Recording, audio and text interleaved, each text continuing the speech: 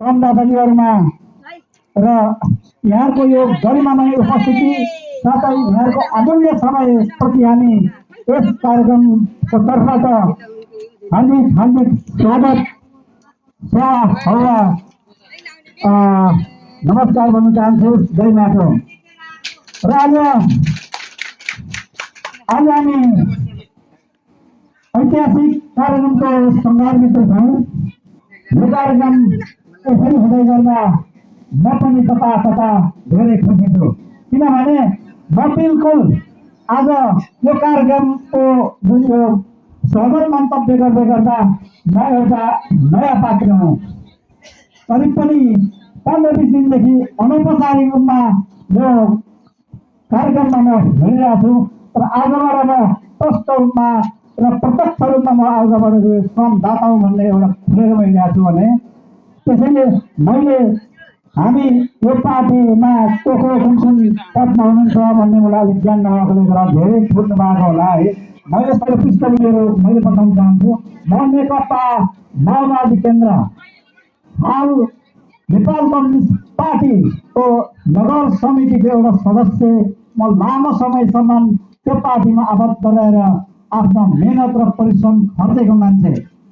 तर धेरै 1-2 वर्ष अगाडिदेखि नै यो पार्टीलाई मैले हृदयदेखि नै मन पराउँदै थिएँ।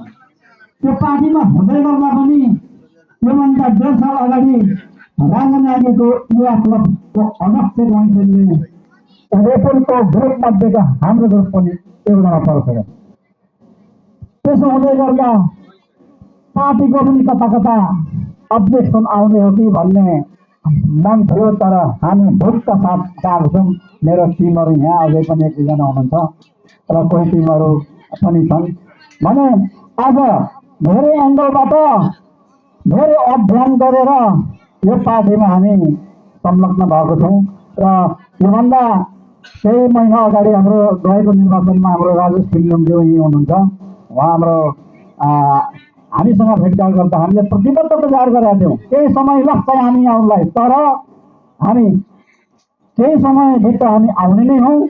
तर आजबाटै उपस्थित नभए पनि हामी आफ्नो भोटबाट चाहिँ हामी आउने छौँ भनेर हामीले प्रतिबद्धता जाहेर गरेका थियौँ। तर आज हामी आएको छौँ भने कतिपय मित्रहरूले अथवा हाम्रो विरोधी साथीहरूले काहीँ भन्ने पनि गरेको छन्। तपाईँ मान्छे त्यहाँ जानुभयो भने, नयाँ पार्टीमा जानुभयो भने तपाईँ कुनै पनि अवसरवादी, तपाईँ कुनै पनि लोभमा फस्नु भएको छ, कुनै लालचमा फस्नु भएको छ भन्ने खालको कुरा पनि गर्नुभएको छ। तर हेर्नुहोस्, मलाई कुनै पनि लोभ चाहिँदैन, कुनै पनि प्रलोभन चाहिँदैन, मलाई ठुलो पद पनि चाहिँदैन। भोलि मान्छे सानो स्तरमा बसेर पनि हामी देश बनाउन चाहन्छौँ।